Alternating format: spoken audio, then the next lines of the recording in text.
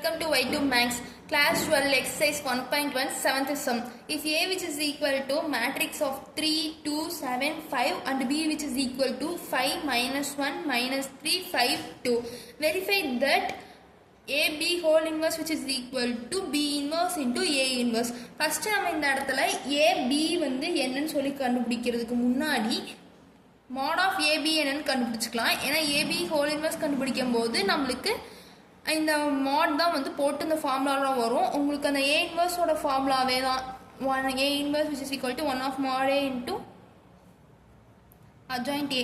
இந்த ஃபார்முலால தான் இந்த இன்வர்ஸ் வந்து AB இருக்கிறதுனால அந்த ஃபார்முலாவை ரீரைட் பண்ணும்போது ABன்னு சொல்லிட்டு வரும். AB which is equal to mod of AB which is equal to first வந்து AB கண்டுபிடிக்க நம்மளுக்கு A into B வந்து தெரிஞ்சாதான் AB கண்டுபிடிக்க முடியும். 3, 2, 7, 5 into minus 1, minus 3, 5, 2 which is equal to minus 3 plus 10 minus 9 plus 4 minus 7 plus 25 minus 21 plus 10. இதோட answer என்ன? 7 minus 5 18 minus 11. இதான் வந்து A into B ஓட ஆன்சர். இதுக்கு அடுத்து இதுக்கு வந்து mod கண்டுபிடிச்சிங்கன்னா mod of AB which is equal to 7 minus 5 18 minus 11 which is equal to minus 77 minus of minus 90 which is equal to minus 77 plus 90. இதுக்கு ரெண்டையும் சிம்பிளிஃபை பண்ணிங்கன்னா உங்களுக்கு ஆன்சர் வந்து 13 which is not equal to 0. அப்போ hence inverse exist.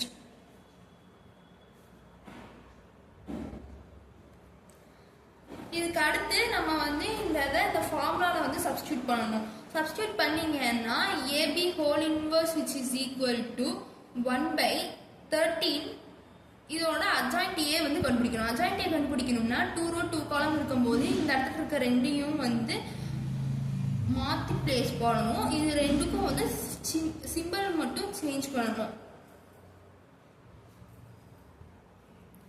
அப்ப இதுதான் வந்து நம்மளுக்கு ஃபர்ஸ்ட் சப்டிவிஷன். செகண்ட் சப்டிவிஷன் கண்டுபிடிக்க ஃபர்ஸ்ட் நம்ம வந்து B இன்வர்ஸ் கண்டுபிடிக்கணும். B இன்வர்ஸ் கண்டுபிடிக்கணும்னா ஃபர்ஸ்ட் நம்ம அதுக்கு என்ன பண்ணணும்? mod B வந்து கண்டுபிடிக்கணும். இங்க B வந்து என்னது? minus 1, minus 3, 5, 2. அப்ப இது ரெண்டையும் இங்க மல்டிபிள் பண்ணீங்கன்னா minus 2, minus of minus 15 plus 15 which is equal to 13 which is not equal to 0. Hence inverse exists. அதனால இந்த இடத்துல நம்ம என்ன பண்ணிக்கலாம்? B inverse என்னன்னு கண்டுபிடிச்சுக்கலாம். B inverse which is equal to 1 by 13 into இந்த இடத்துல நம்ம என்ன பண்ணணும்? இந்த அதுக்கு வந்து சிம்பிள் இந்த பிளேஸை வந்து சேஞ்ச் பண்ணி இந்த சைடு இருக்கிறது ரெண்டுக்கும் சிம்பிள் சேஞ்ச் பண்ணணும். ஸோ 2 minus 1 3 minus 5 இதுதான் வந்து B inverse.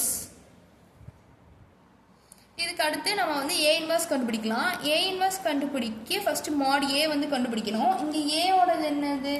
3 2 7 5 which is equal to 15 minus 14 which is equal to 1 which is not equal to 0. So A inverse exist அப்படின்னு எழுதிக்கலாம்.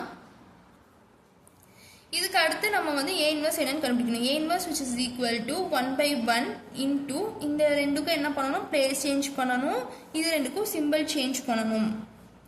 அப்போ உங்களுக்கு என்ன ஆன்சர் வரும்? 5 minus 2 minus 7 3. ஏன்னா இங்கே வந்து 1 தான் இருக்கும். ஸோ அதை நம்ம எடுத்துக்க தேவையில்லை.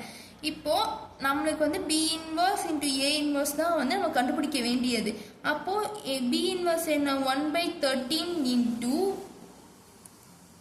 2 3 minus 5 minus 1 into 5 minus 2 minus 7 3. இது ரெண்டு நீங்கள் மல்டிபிள் பண்ணிங்கன்னா 1 by 13 அப்படியே தான் இருக்கும். 10 minus 21 minus 4 plus 9 minus 25 plus 7 minus 10 minus into minus plus 10 minus 3 which is equal to 1 by 13 into minus 11, 5, minus 18 and then 7. This is the second subdivision. From 1 and 2 we get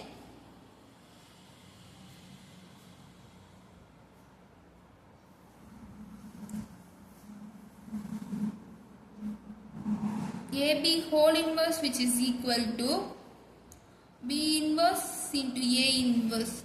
So hence proved. Thank you.